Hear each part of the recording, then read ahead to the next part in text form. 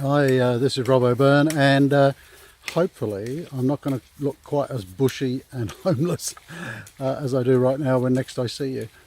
If you're wondering where I am, for the last 6 weeks I've been walking across Spain, which seemed like a good idea at the time. In fact, I must be a bit of a lunatic because this is the third time I've done it. And what I said to the guys before I left Sydney was, I'm really not going to think about work while I'm doing this walk. And funny enough, it's about 800 kilometres. I would have done it a little bit quicker, except if I swivel around here, that other umbrella disappearing up the track is my wife Pat. Pat walks a bit slower than I do. So we've been taking it easy, and we've just about completed an 800k walk. So what the hell am I talking about on this video? It's not about hiking. What I said to the guys before I left Sydney was, I really don't intend thinking about work during this walk. But if I get any sort of bolts of lightning and great ideas, I might put some video tips together related to business. So we're one day away from finishing.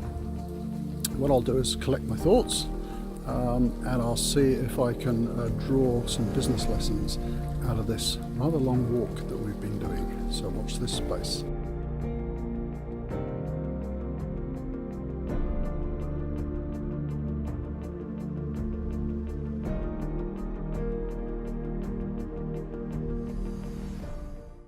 One of the lessons that I've learnt doing this walk, and this is the third time I've done it, that can absolutely relate to the business world, is achieving big goals. So the lady walking in front of me there, my wife Pat, is kind of 5'1", weighs about 100 pounds. I never thought for 1 minute that she would be able to walk 800 kilometres across Spain carrying a backpack.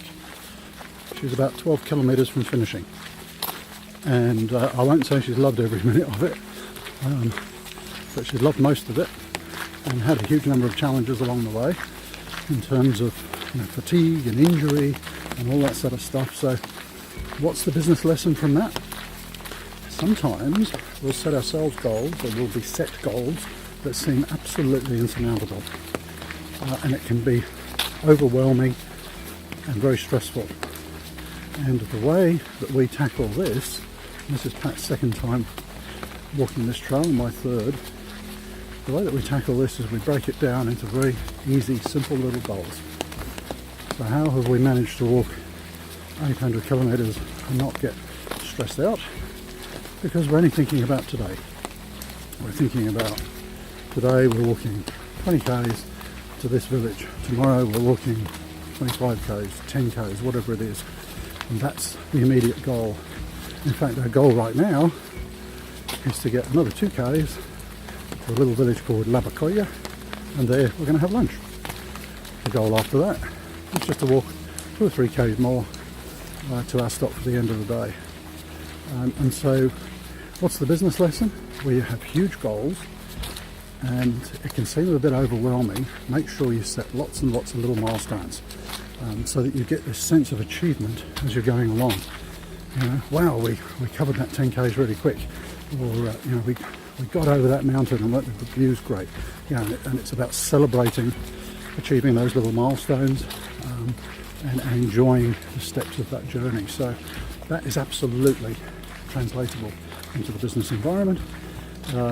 Big things, break them down into little steps, each with their own little milestones. And I think we're about a k away from lunch.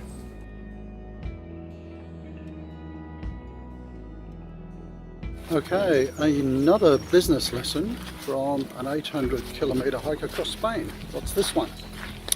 Well, it's very interesting, some of the people that we've met on this walk, and the lesson is, don't judge people too quickly and don't judge them on first impressions. So some of the people that we've met, for example, who are absolutely going to nail this 800 kilometre walk, have been 69-year-old grandmothers, little kids, my wife coming up behind me there, who is absolutely not into sports and fitness and things like that. So don't judge people. Definitely don't go on first impressions. This is something that I've learnt over doing this 3 times. You'd be amazed once you get to know people, their skills, their capability, their experiences, their determination. You would never guess from first impressions. So think about that in terms of the people in your team. Who do you actually want to give a go? Let them try something, give them a bit of a challenge, and you might just be surprised.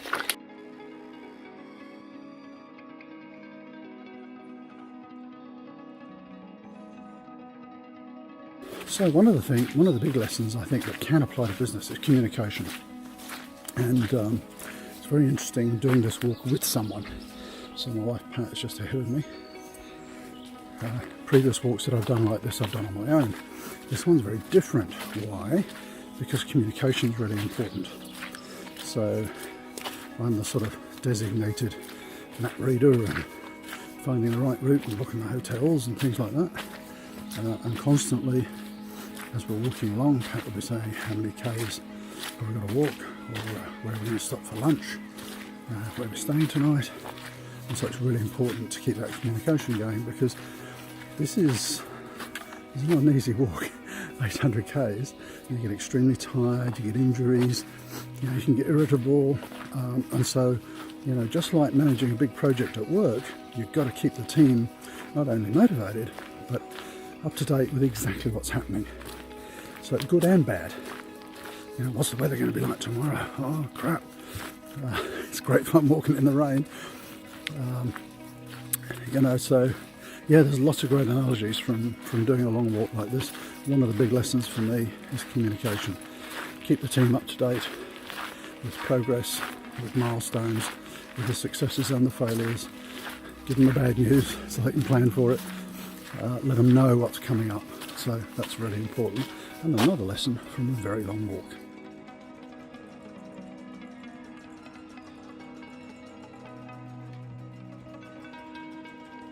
So this one is about customer service. And you can imagine when you're walking at 800 k's across the country, you're passing through lots of little villages, you're interacting with local businesses, whether that be bed and breakfasts and hotels and hostels and places where you're going to get lunch and breakfast and so on. We've probably dealt with hundreds of different small businesses and medium-sized businesses during this journey. And what is really interesting is not just the pricing variation for very similar services, but the level of customer service. And it absolutely stands right out. There are places that we've stayed, there are meals that we've had in cafes and things that really stand out that we will go back to if we come here again because of the customer service. And the big difference was that people cared about what they were doing. They really cared about their customers, they cared about their products and services, and it showed. And yet there were businesses who thought they were better, big brand names perhaps, flashy facilities, they charged more, they just weren't as good. And it all came down to the customer service. So think about that in your business. What's the face of your business that the customers deal with? And is that face giving an impression of commitment and motivation and caring to your customers?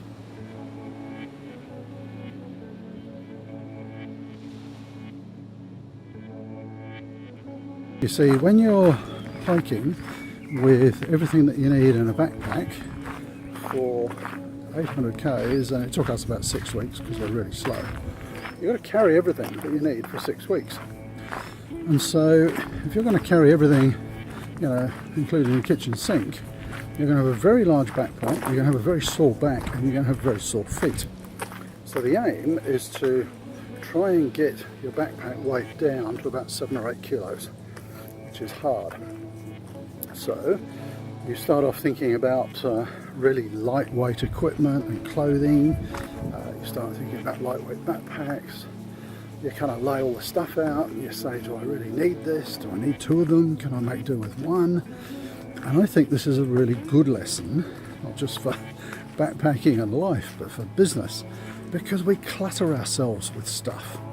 We undertake projects and we want, plan B, plan C, plan D, and all of these resources and and so on, and maybe we don't need them all. And maybe we're trying to achieve 10 different things in this project instead of really focusing on the 2 or 3 that are vitally important. And so really the lesson from this, about the baggage, is be really careful what you cart along with you. You know, during a business career, during a project, is it really important, and is it actually going to help you achieve your goals? So don't overload your backpack.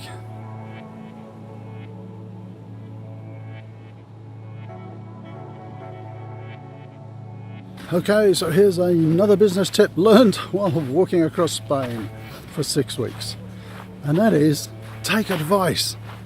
One of the things that happens when you're on a really long walk like this is you get injured. It's unavoidable. You know, you're walking 20-25 k's a day, week after week after week. You get foot problems and joint problems and all kinds of things. And what we did is we sought advice from our doctor, dietitian and physio and so on before we left. You know, what sort of stretching could we do? What sort of taping? What sort of medication could we get away with? And when things cropped up, we knew what to do, particularly with regard to medication. We both suffered a little bit with foot and knee problems in the last week or so, and we've had to take anti-inflammatories and painkillers and things. But our doctor had advised us exactly how to do that, you know, with and without food, the dosage, how often, you know, and all that kind of thing. So what the hell has that got to do with business? It's very simple. If you're going to undertake something that's really challenging, and maybe something you haven't done before, get professional advice. It's well worth it.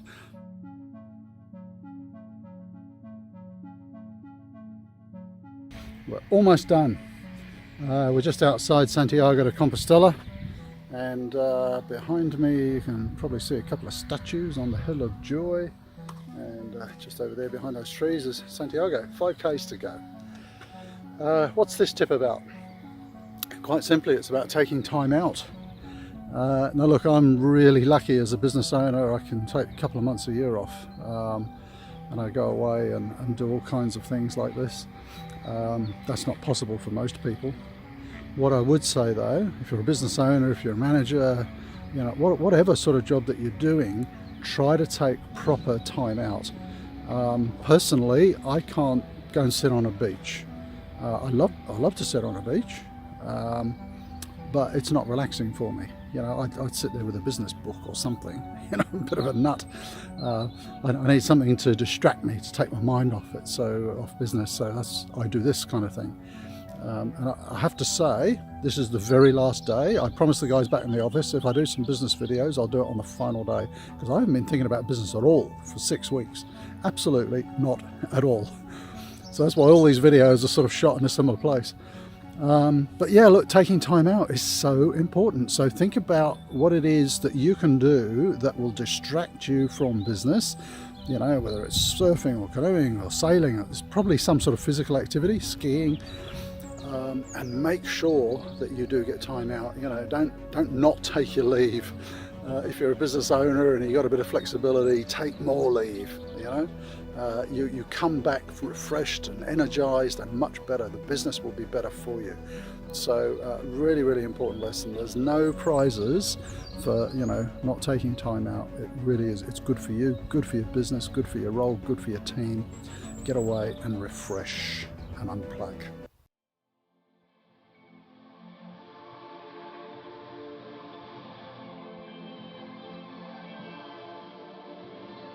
Okay, one final business tip learnt while walking across Spain for 6 weeks. Might be a couple more if I think of them, but this one is about teamwork. Now, the first time I did this walk, I did it on my own 3 years ago. Second one, I did a sort of short version with my wife Pat. This one I've done with Pat. We walked for 6 weeks together. And why am I talking about teamwork when I'm doing something which seems like a very individual thing to do, you know, a long hike like this? It's because when you're doing a very long walk like this, shit happens. You might get lost, you know, something goes wrong with your accommodation, you might run out of food one day, you might be injured and you don't have the right sort of first aid stuff with you. Stuff will happen. And a lot of the time it's the people around you who help you overcome those, whether it's people that you're traveling with, whether it be other people on the journey who just happen to come across in the middle of nowhere. People help each other out, and most people, if you're wondering where we are, we're walking the Camino de Santiago. So we walked from Saint-Jean-Pied-de-Port in southern France to Santiago de Compostela, which is just over here, 5 k's away. We're almost done. And hundreds and thousands of people, 300,000 people a year walk this old pilgrimage route. And what you find is they form these little groups and families and stuff along the way, and they help each other out. And if you're sat by the road nursing an injury, people will come past you. Okay, what do you need? And so what I'm saying is this is a really big thing to achieve, a really long walk like this, and it's very rarely done totally in isolation. So think about teamwork, in your role, in your job, how you can actually help each other achieve much bigger goals, because really big goals are generally achieved through great teamwork, not individual effort.